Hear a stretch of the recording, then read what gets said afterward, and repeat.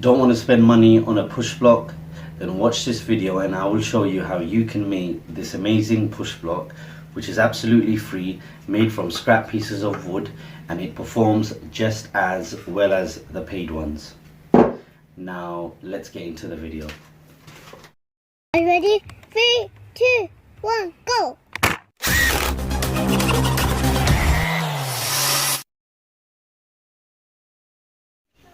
So this is your traditional push block, where because of these cleats it only pushes up until this point, so there's no pressure or push down force here. So because of my one, where I've made it like this part just touches the edge and this whole piece pushes down. This being angled allows it to push down much easier than as if it was like a handle here.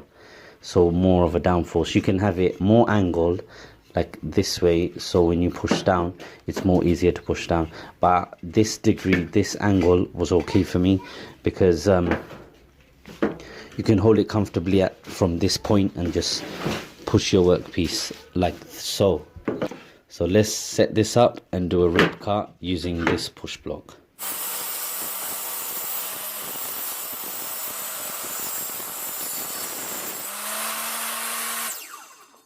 And there you have it.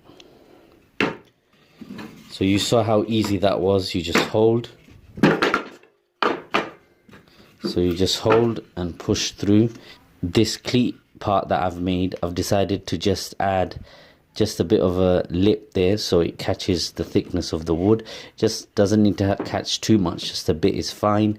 And then I've added 3 screws, so there is no wiggle room, there is no movement, because this moving could cause a dangerous kickback. So make sure this is on tight. So I've decided to make this quite thick, as you can see. And if you can see on the camera, so when cutting thinner pieces, it has no issues cutting into the actual push block and it will still operate fine. So I've made this intentionally so it can take a bit of a beating when cutting smaller pieces. So let me quickly show you what I mean by that. So demonstrating with the same piece, example, if I want to make a thinner cut like so, as you can see the cut that I'll be making is thinner here than the actual push block. So as I'm pushing, it will touch this, but that is no issue because this is thick enough and it's got enough space here, and up until the hand part where it will not come through, and by then you'd know. So even if it goes through, it's not an issue. So if it takes too much of cuts or repeated cuts inside the actual push block, then eventually it will start falling off. But up until this point it's still good to go. A few cuts here, there, it's fine and you can still keep going. Now let's get into making one. I will obviously make a smaller one because this is big enough for me. So depending on what size you want, you just follow the same design and go by the dimensions you need it for. So this is the scrap piece I am going to be using to make my second push block. First I will use this piece to mark out the angles and then just mark your lines. So you might be thinking at this point, if I don't have this piece, how would I mark out anything on a scrap piece of wood? Just literally go by eye and just visualize it, even rough draw it, and then even rough draw the handle. That's exactly what I did with this. Literally just sketched out like a little odd triangle like this, and then just made straight cuts along it and then came out with this.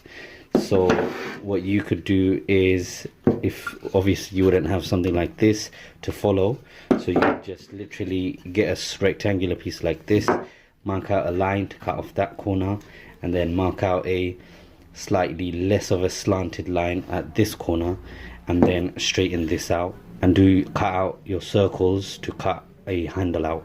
This is the point you could do with a miter saw, if not a hand saw, if not even your table saw could do it if you have a miter gauge. Just before taking it to the miter saw, this cutout I'm not liking because this slant is not enough at the front like you have here. The front is way longer, but this wouldn't be if I made the cutout. So I would rather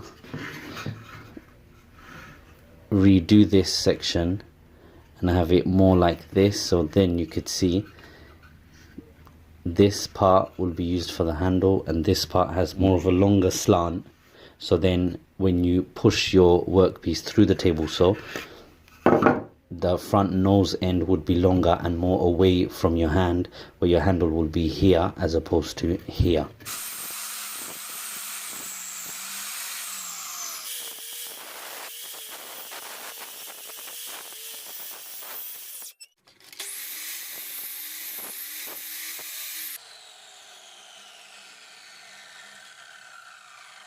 Now this is what it's looking like. We're going to make another cut here, so that distance is enough for the palm to sit and go inside the handle, which will be a hole here, so you can hold it just like this.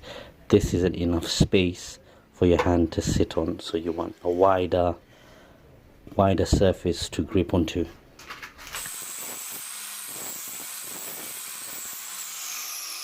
It's starting to look like a push block, and now we're gonna sketch out a little notch for the hand.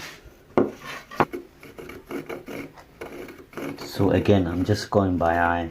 It's not like exact measurements that you need, you just kind of figure it out as you go along. So at this point I just want to give a quick tip.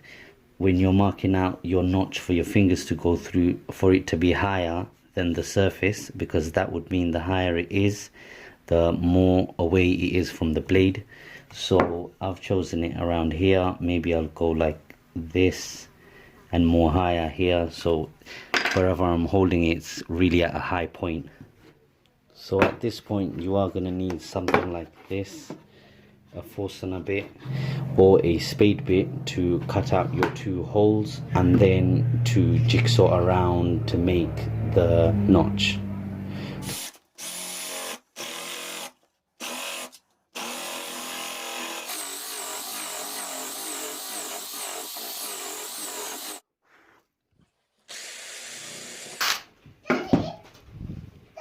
So let's just clamp this on and then get it ready for jigsawing.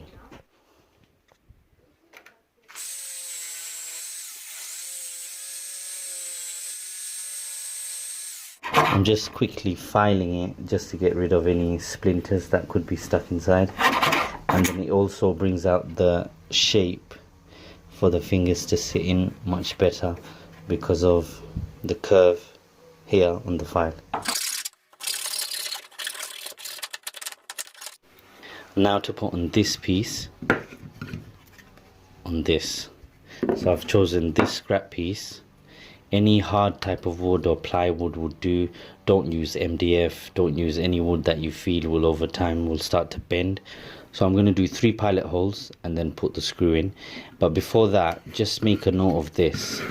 So as you push, if you're right-handed, you want this piece aligned to this side, to the right, flush, because this side would be pushed up against the fence. Like imagine this is the fence on the table, so it will be pushed up like this and then you'll be pushing it. But if you have the lip this way and the fence is here, it will get stuck. So which way your fence is, you want your push block to be flat on that side. So for me, my rip fence is on the right, so I want my push block to be flat on the right hand side. So again, use another scrap piece not to damage your workbench, and just do 3 holes just scattered.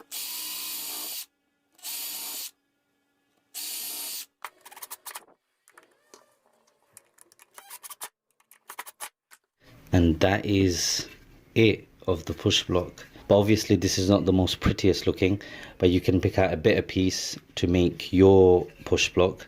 But this is just for demonstration. But you know what, I can make good use out of this before this needs replacing.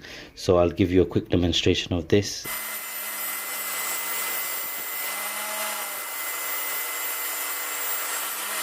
So I'm really happy with the way this just performed.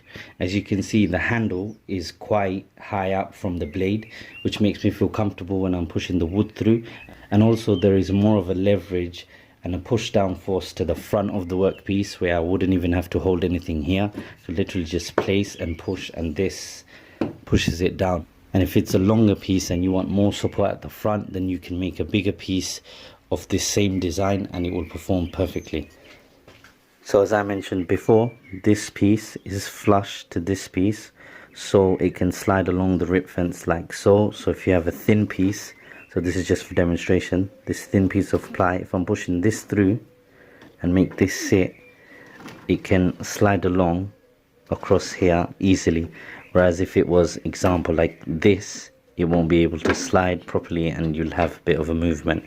So it's always good to consider when putting this piece on if you're right-handed or left-handed and which side your rip fence is. Make one yourself and let me know how it goes in the comment section. Let me know what you think of my one, or if you have any other designs. If you enjoyed this video, remember to click like as it helps the channel, and also remember to subscribe to not miss out amazing projects coming up soon. And there also will be videos to give you tips and ideas on your workshop and any woodworking tips and tricks that I pick up through my woodworking journey. Thank you for watching, guys.